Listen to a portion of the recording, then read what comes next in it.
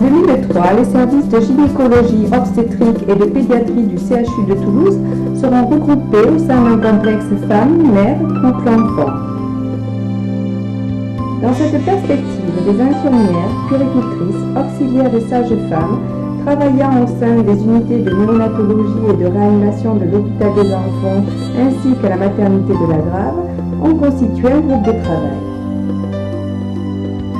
Le fruit de leur réflexion a été l'élaboration en commun d'un protocole d'utilisation du saccharose pour la réalisation de gestes douloureux invasifs chez les nouveau-nés. La mise en œuvre de ce protocole saccharose s'est faite en collaboration avec la pharmacie de l'hôpital des enfants. L'analyse exhaustive des publications scientifiques évaluant l'efficacité antalgique de solutions sucrées nous a permis de retenir l'emploi du saccharose à la dose minimale efficace de 240 mg par prise. La solution de saccharose étant destinée entre autres aux prématurés à terrain fragile, nous avons opté pour l'emploi du sirop simple comprenant des conservateurs garantissant sa stabilité. L'utilisation du saccharose sous forme de sirop simple a donc été validée en concertation avec l'équipe médicale de néonatologie. La concentration du sirop simple est de 86,5%. Nous avons fixé un volume maximal par prise à 280 microlitres. Le sirop simple est conditionné au préparatoire de la pharmacie en flacons de verre de 125 ml qui sont ensuite délivrés aux unités de soins qui assurent une répartition dans des petits flacons stériles qui permettent une utilisation au lit de chaque patient. Après l'ouverture, les grands flacons se conservent une semaine au réfrigérateur, les petits flacons se conservant quant à eux 48 heures à température ambiante. Dans l'unité de néonatologie médico-chirurgicale, le saccharose est utilisé avant tout geste douloureux, entre autres prélèvement veineux et artériel, microméthode, pose de voies veineuses ou de cathéters centraux, réduction de hernie, soins d'escarre. Pour une réalisation optimale des soins, la présence de 2 soignants est nécessaire. L'auxiliaire de puériculture administre le saccharose, maintient la sucette et veille au confort du nouveau-né. Dans le même temps, l'infirmière gère l'aspect technique du soin. L'efficacité du saccharose est renforcée par la manière d'installer et de tenir le bébé et par la prise en compte de son environnement, telle la lumière et le bruit. De même, l'enfant sera plus détendu s'il est rassasié. Les câlins et les paroles rassurantes ne sont pas superflus.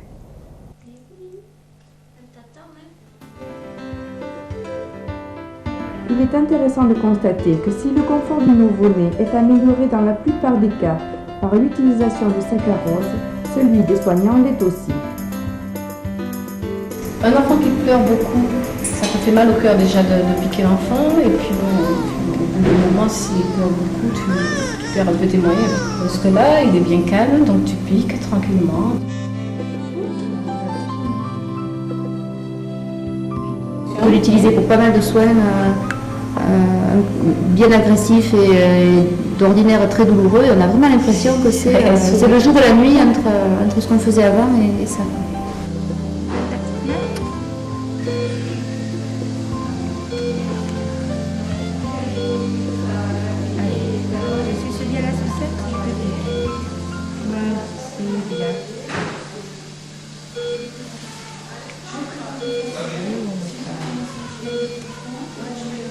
L'enfant, comme il bouge beaucoup moins, pour piquer, c'est déjà beaucoup plus facile. Et c'est vrai que ça donne plus confiance en soi et en général, on réussit mieux à piquer, quoi.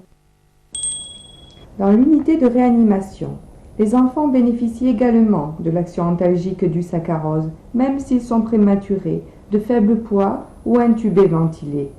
Lors de gestes douloureux et répétitifs, l'application du protocole représente un outil simple et particulièrement efficace. Je pique, ma chérie.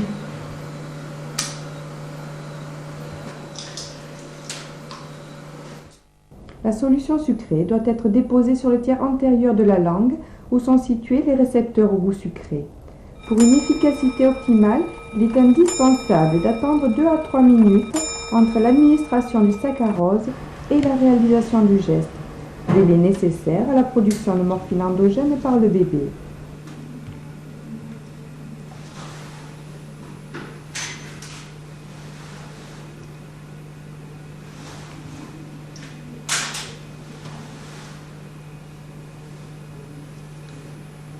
On ne peut qu'encourager l'utilisation du saccharose pour les gestes paramédicaux, certes, mais aussi pour certains gestes médicaux, parce que c'est une méthode simple, immédiatement efficace et très bien tolérée.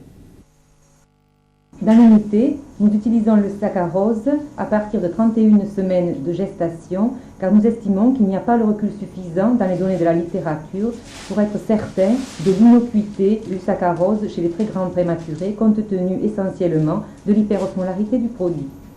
La mise en place de cathéters épicutanéo-caves bénéficie grandement de l'utilisation préalable de saccharose. Ce sont des cathéters centraux, donc qui rejoignent le cœur, mais que l'on met en place à partir d'une veine périphérique, souvent du bras, après introduction à travers une épicrânienne de gros calibre. Depuis que nous utilisons le saccharose, nous avons constaté une beaucoup plus grande stabilité des patients.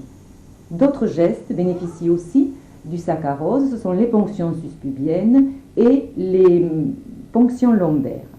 Les gestes plus agressifs, comme les drainages pleuraux, sont faits sous morphinique. En maternité aussi, des gestes douloureux sont pratiqués à titre ponctuel. Réanimation en salle de travail, injection d'antibiotiques, prélèvement sanguin ou en microméthode. Là encore, le protocole saccharose a toute sa raison d'être. Ah, le petit Julien.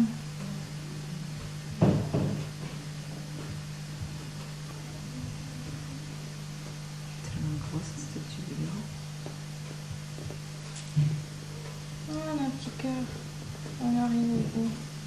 Voilà. Oh là là. C'est bon. Hop. C'est bon. Ah, c'est fini.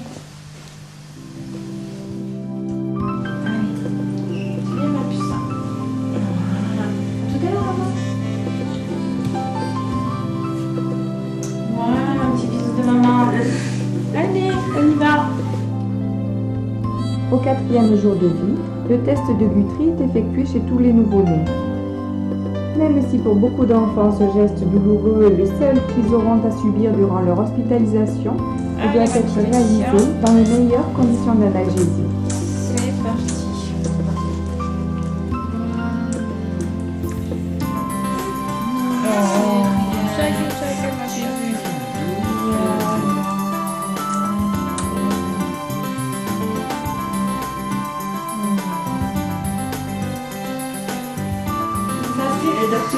Très bien passé.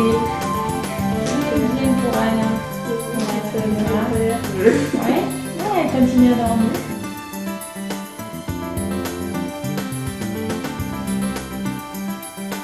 Dans les 3 secteurs de soins, l'utilisation du protocole saccharose s'est donc révélée faisable, simple et efficace, tout en s'adaptant à un éventail important de gestes invasifs.